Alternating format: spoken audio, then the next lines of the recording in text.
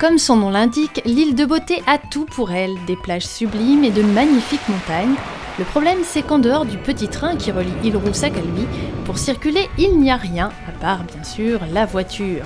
Le Pays de Balagne a donc décidé de s'associer avec 2 autres intercommunalités pour mettre en place une navette maritime.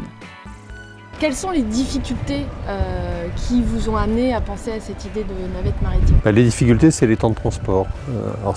Ici, en gros, on ne calcule pas en kilomètres, on calcule en temps de trajet. Le deuxième point, c'est qu'on est assez atomisé le long de la côte ouest de la Corse. Donc l'idée, c'était de voir si on pouvait monter un projet ensemble avec 2 temps. Un premier temps qui est une étude mutualisée entre l'ensemble des acteurs et un deuxième temps qui est une mise en œuvre expérimentale qui se fera peut-être par secteur. Dans cette aventure, le Pays de Balagne a un modèle, la navette qui relie depuis 2015 Porticcio à Ajaccio.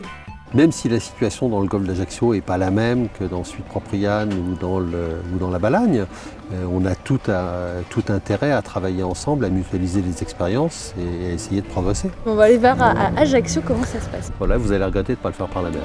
Le fait est qu'entre les virages et les embouteillages, on a vraiment le temps d'admirer le paysage. On fait moins que 5 à l'heure. À raison de 3h30 pour faire les 130 km qui séparent Galeria d'Ajaccio, on comprend vite l'intérêt de se déplacer par la mer. Adrien Castagnier, comité d'agglomération d'Ajaccio.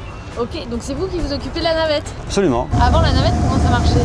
Alors il y avait déjà un service qui existait, qui était effectué par une entreprise privée, qui fonctionnait l'été. Et donc on a voulu s'appuyer sur ce service de navette maritime pour en faire un vrai service de transport en commun, avoir des horaires aussi qui correspondent aux habitudes des actifs et des scolaires, pour avoir un service qui fonctionne toute la journée et toute l'année. Ce qu'on cherche à faire, c'est d'essayer d'inciter la population à renoncer aux véhicules personnels et à se diriger vers ce genre de moyens-là, de transport collectif, forcément plus écologique et plus respectueux de l'environnement.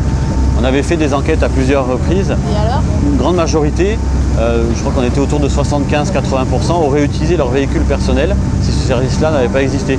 Moins de pollution, de l'emploi et plus de mobilité toute l'année, c'est le cercle vertueux qu'expérimentera bientôt le projet de navette du Pays de Balagne sur la côte ouest de la Corse.